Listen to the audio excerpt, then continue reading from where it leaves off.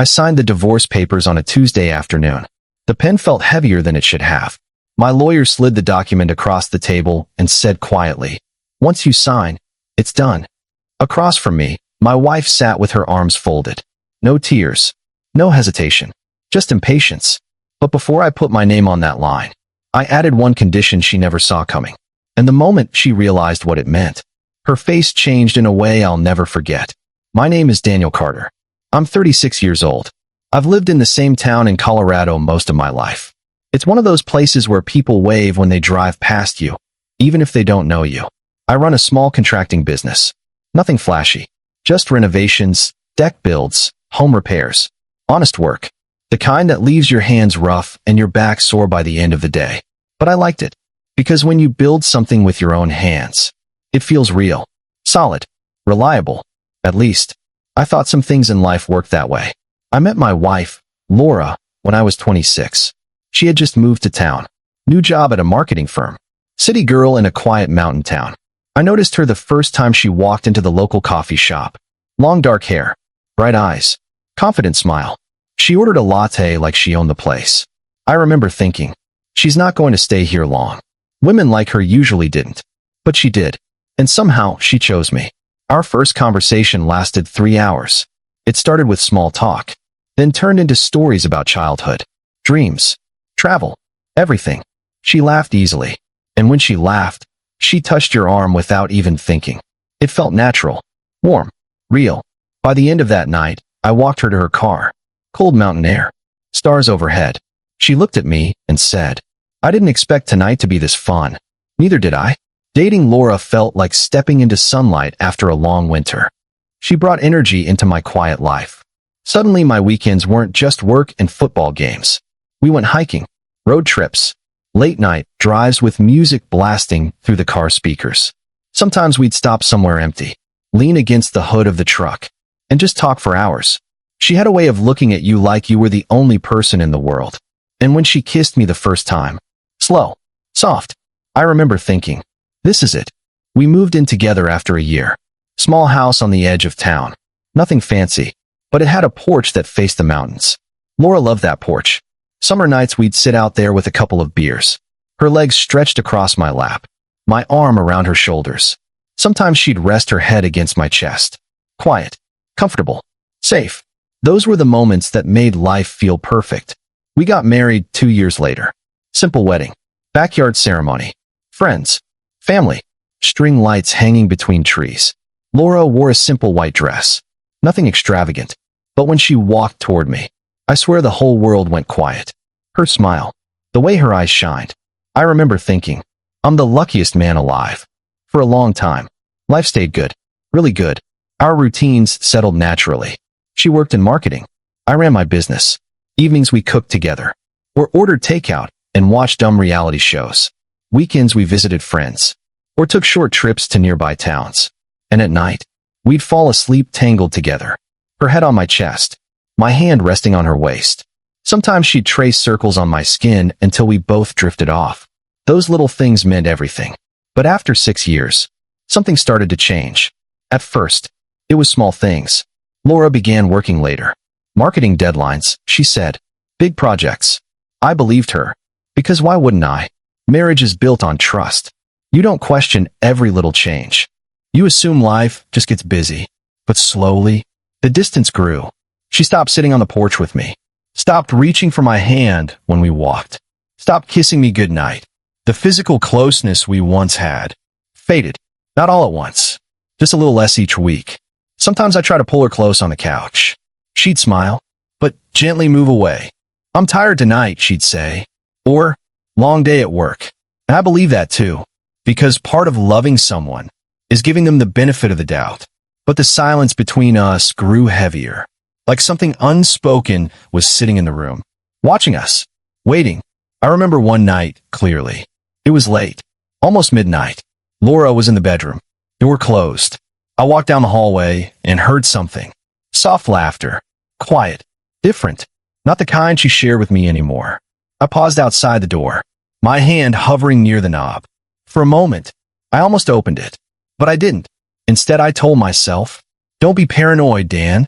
Maybe I was overthinking. Maybe marriage just changes after a while. Maybe the spark fades. That's what people say, right? But deep down, a small voice in my head whispered something else. And I tried very hard not to listen. Then came a night, everything shifted. It was a Friday. I finished work early. Picked up Laura's favorite takeout. Thai food from the place downtown. I thought maybe we could have a quiet dinner. Talk. Reconnect.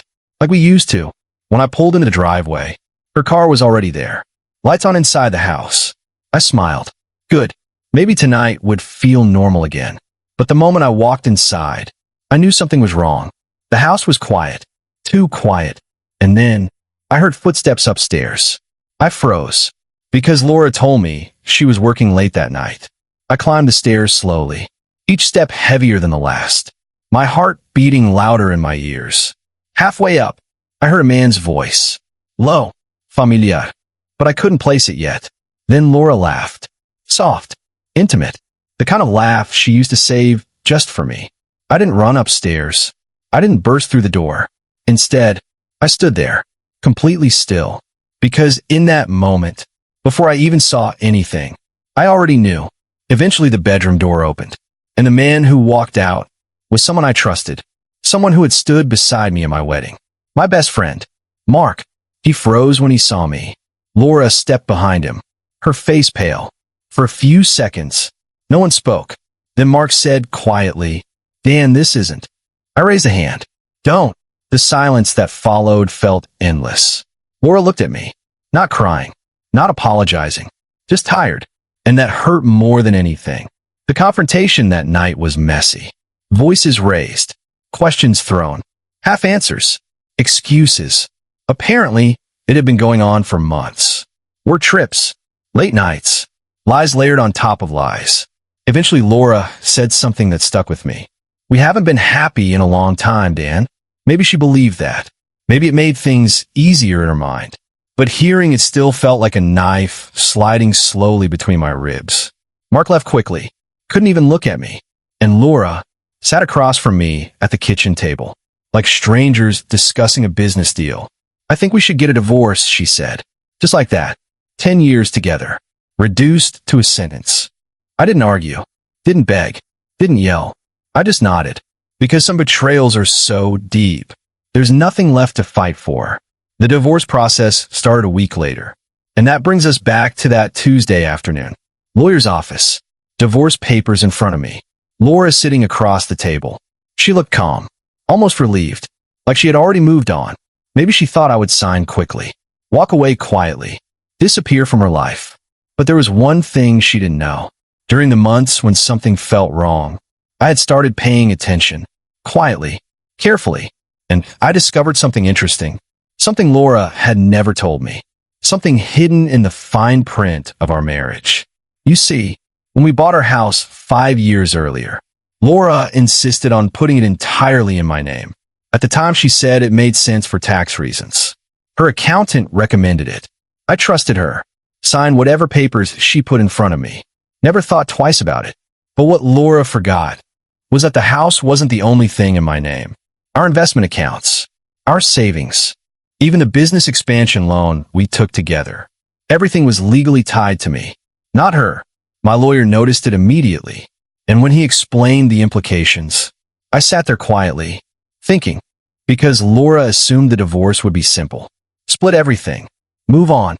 But legally, she had very little claim. I didn't want revenge. Not really. But I did want fairness. So before signing the divorce papers, I added one condition. I slid the document back across the table. Laura frowned slightly. What's this? My lawyer cleared his throat. Mr. Carter has agreed to sign the divorce under one additional clause. She skimmed the page, then stopped. Her eyes widened, slowly, silently. Wait, she said. You're serious? I nodded. The condition was simple. Laura could keep everything she had already taken from our joint accounts. Every dollar, every personal item, every piece of furniture she wanted. But the house, the business, and the future profits from it would remain mine, fully, legally. And one more thing, Mark, my former best friend, worked for my company. He had for years. And since the company was solely owned by me, His position ended the moment the divorce finalized. Laura looked up from the paper, anger flashing across her face. You're ruining his career. I shrugged slightly. No, Laura. You did that. The room fell silent again. For the first time since this whole nightmare began, she looked shaken, not because she lost the marriage, but because she realized something. Her choices had consequences she never planned for. Eventually, she signed, and just like that, it was over. A year has passed since that day. The house is quieter now, but peaceful. The porch still faces the mountains, and sometimes I sit there alone with a beer, watching the sun go down. Life isn't perfect, but it's honest again, and sometimes that's more than enough.